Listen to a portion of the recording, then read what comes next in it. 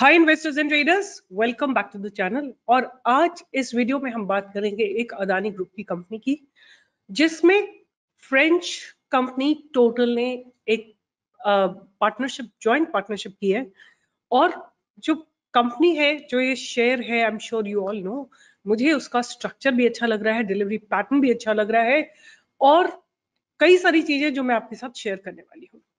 So total energies, जो कि France की एक कंपनी है जिसने ऑलरेडी अदानी ग्रुप के साथ एक ऑलरेडी कोलैबोरेट कर रखा है अदानी टोटल ATGL में। अब ये लोग इनके सोलर एंड विंड पावर में भी अपना जॉइंट वेंचर कर रहे हैं। सो बेसिकली ये जो सेगमेंट है अदानी का, ये रिन्यूएबल एनर्जी का है, जिसमें ये सोलर और विंड पावर को टैप करते हैं। ये जो ग्रुप है, जो टोटल एनर्जी ग्रुप है, ये $300 मिलियन इन्वेस्ट करेगा और अदानी और टोटल ग्रुप का जो रेशियो है वो 50-50% का जॉइंट वेंचर होगा। और जो कंपनी है उसका नाम है Adani green energy limited. AGEL will transfer a bouquet of solar and wind energy assets that are operational, under construction and under development, aggregating to 1050 megawatt capacity by way of its contributing in the joint venture. तो AGEL जो है ये 1050 megawatt unit को contribute करेगा। और the portfolio has a 300 megawatt of, अभी जो already operation में है वो है 300 मेगावाट, और करीब अंडर कंस्ट्रक्शन में है 500 मेगावाट, और 2250 मेगावाट जो है ये डेवलपिंग स्टेज में है। ये जो जॉइंट वेंचर है विद टोटल, ये टोटल का कॉन्फिडेंस है, like total is a French company, total का कॉन्फिडेंस है अदानी ग्रुप के अंदर, जो कि क्लियरली दिखाई देता है। ये इसलिए दिख रहा है कि total is ready to again invest 50% in the another venture of Adani's. Total holds 19.7% in AGL through affiliates. AGEL and Total have signed a binding agreement for the venture, which will also include modifying certain terms of Total's investment in AGL. Total has also listed joint venture Adani Total Gas with the Adani Group. तो basically what I want to tell you, जो nutshell में पूरी चीज है वो ये कि French company total energies जो है अदानी ग्रुप के अंदर फ्रेश इन्वेस्टमेंट कर रही है। और ये एक पॉजिटिव साइन हो सकता है फॉर दिस पर्टिकुलर स्टॉक, क्योंकि ये स्टॉक बहुत लंबे समय से एक रेंज बाउंड है। तो मैं आपको पहले स्टॉक का स्ट्रक्चर दिखाती हूँ। आपके सामने है Adani green AGEL। Let me put the watermark. ये है स्टॉक AGEL। आप देखिए काफी समय से स्टॉक रेंज बाउंड है। इसको अगर हम वीकली टाइम फ्रेम में भी देखते हैं तो स्टॉक काफी समय से रेंज बाउंड है। Before I go on to make you understand the pattern, I want to show you AGEL का पूरा डिलीवरी पैटर्न। ठीक है, 6 तारीख से मैं दिखा रही हूँ आपको। आई थिंक 6 तारीख से ही, और भी पीछे भी जा सकते हैं। आपको क्या देखना है कि टोटल वैल्यू कितनी ट्रेड हो रही है, राइट? कितनी value that has been continuously trading. और ये आप देखेंगे 20 और 21 का है। आज है 21 तारीख। 21 तारीख का डेटा भी इसमें कुछ कुछ आ चुका है। डिलीवरी क्वांटिटी अभी नहीं आई है, वो बाद में पता लगेगी। बट आप देख सकते हैं कि आज भी 838 करोड़ जो है उतने की बाइंग आई है AGEL में। कल 766 करोड़ की आई थी, उससे पहले दिन 525 करोड़ की आई थी, और लगातार there has been continuous buying. और आप देख रहे हैं कि डिलीवरी क्वांटिटी भी इंक्रीज हो रही है। पहले यहाँ पे काफी थी डिलीवरी क्वांटिटी, और लास्ट 2-3 दिनों में डिलीवरी क्वांटिटी काफी अच्छे से ऊपर गई है। आप इसका RSI भी देख सकते हैं। RSI जो है 50 के ऊपर है। यहाँ पे आपको दिख जाएगा RSI। तो RSI जो है 50 के ऊपर है, rather it has gone above 60। तो ये जो एक डेटा है मेरे पास, ये भी बताता है कि ये प्राइस जो है इस स्टॉक का, this is getting ready to go up. Okay, अब बिफोर हम और फंडामेंटल्स इसके डिस्कस करें या हम इसके टेक्निकल्स डिस्कस करें, हम अदानी ग्रीन को स्टडी कर लेते हैं फंडामेंटल्स में भी। ये बेसिकली 1,62,000 करोड़ की कंपनी, 1,62,000 करोड़ कंपनी। पी थोड़ा सा हाई है, 132। ROC is about 7.8%, ROE is about 23%। और अगर हम बात करें तो there has been a very very strong dip. जब ये पूरा अदानी स्टॉक्स गिरे थे तो ये भी गिरा था, और उसके बाद ये स्टॉक हॉरिजॉन्टल है। Almost like after February the stock has been going horizontal.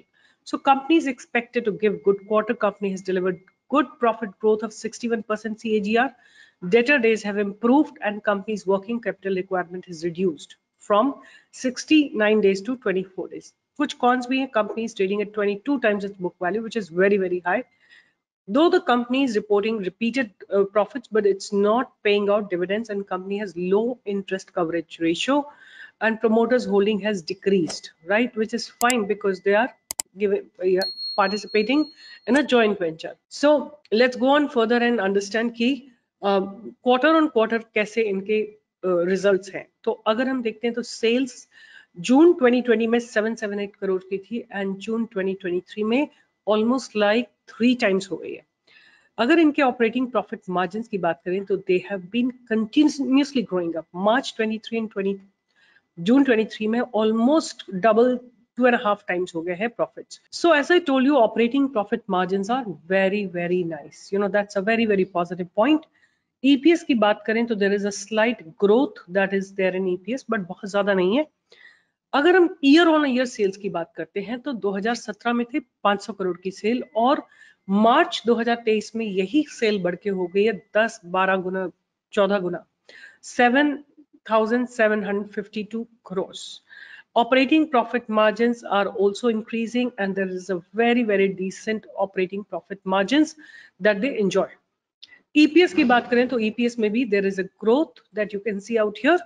और अगर हम बात करते हैं कि टोटल नेट प्रॉफिट कैसा है तो नेट प्रॉफिट में भी पहले कुछ सालों तक नेगेटिव था, उसके बाद ये पॉजिटिव होके and it is almost like doubling year on year basis from 182 crore to 489 crore 489 crore to 973 crore. So there is almost a doubling factor that's happening in the profits. Share capital की बात करते हैं. हम उससे पहले बात करते हैं रिजर्व्स की. सो रिजर्व्स आर ग्रोइंग. जो एक बड़ा कंसर्न रहेगा वो रहेगा इनकी बोरोइंग का. बोरोइंग्स बहुत ज्यादा हो गई है, right? Almost the ratio of reserves to borrowing is 1:10.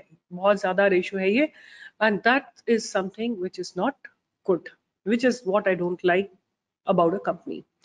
उसके बाद आ जाते हैं कि कंपनी की cash from operating activity. They have been generating cash from operating activity लगातार. और अगर हम बात करें तो there are receivables, there are inventory, there are payables, but all said and done they have been generating positive, they are having net cash flow which is positive. उसके बाद debtor days की बात करते हैं तो वो कम हो गए हैं पहले से. प्रोमोटर्स होल्डिंग थोड़ी सी रिड्यूस हुई है. 2020 में थी almost like 75%, at present it's about 56%, so there is a drop of almost like 19%. और अगर हम FIIs की बात करें तो FIIs की होल्डिंग में भी थोड़ा रिडक्शन है. there is slight gain in DIS holding और जो सबसे ज्यादा इंक्रीमेंट हुआ है वो हुआ है पब्लिक की होल्डिंग में. तो ये तो हो गए कंपनी के फंडामेंटल्स. कंपनी के फंडामेंटल्स में एक जो सबसे ज्यादा कंसर्निंग बात है वो ये कि बोरोइंग्स बहुत ज्यादा है. अब हम बात करते हैं कि अगर हमें लाइक आई वुडंट से कि आप इसको लेके अपने ग्रैंड चिल्ड्रन के लिए छोड़ दीजिए, ऐसा मेरा सलाह नहीं रहेगा. बट अगर कोई मोमेंटम आ रहा है because of news, if there is a momentum that's coming up, if there is some kind of a breakout that's coming in the stock, then you should not leave that opportunity. तो अब हम बात करते हैं price की. तो price में देखिए सबसे पहले हम बात करेंगे कि हमारी फर्स्ट एंट्री कहाँ पे बनेगी. फर्स्ट एंट्री हमारी बनेगी इसमें 1040 के ऊपर. अगर 1040 के ऊपर बाइंग आती है तो 1075 का फर्स्ट टारगेट रहेगा.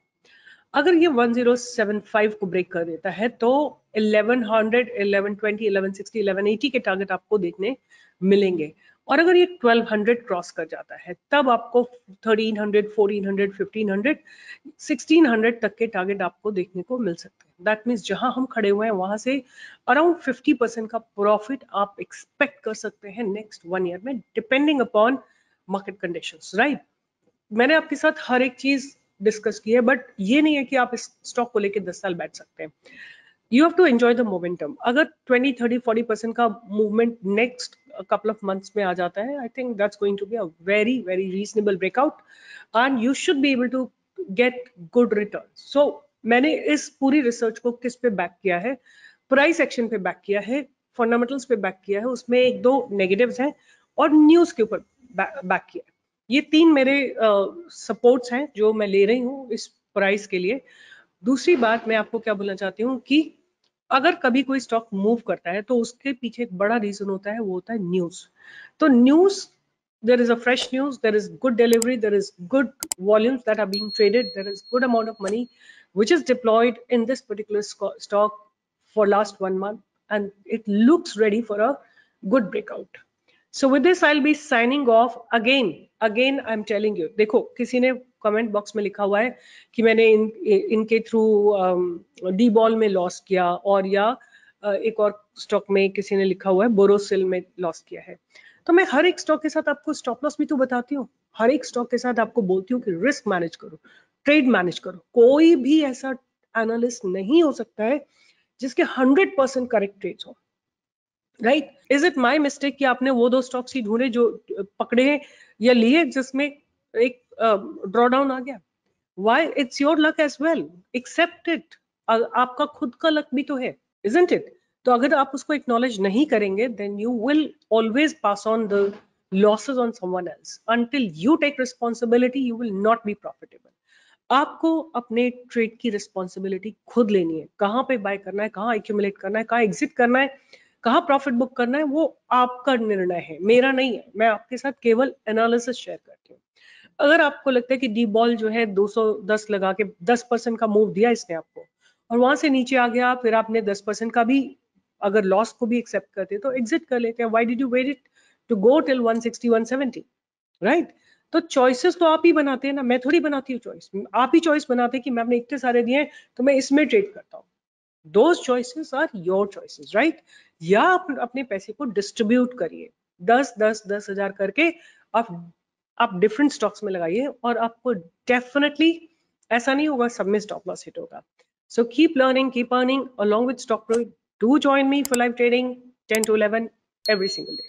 Bye bye, take care.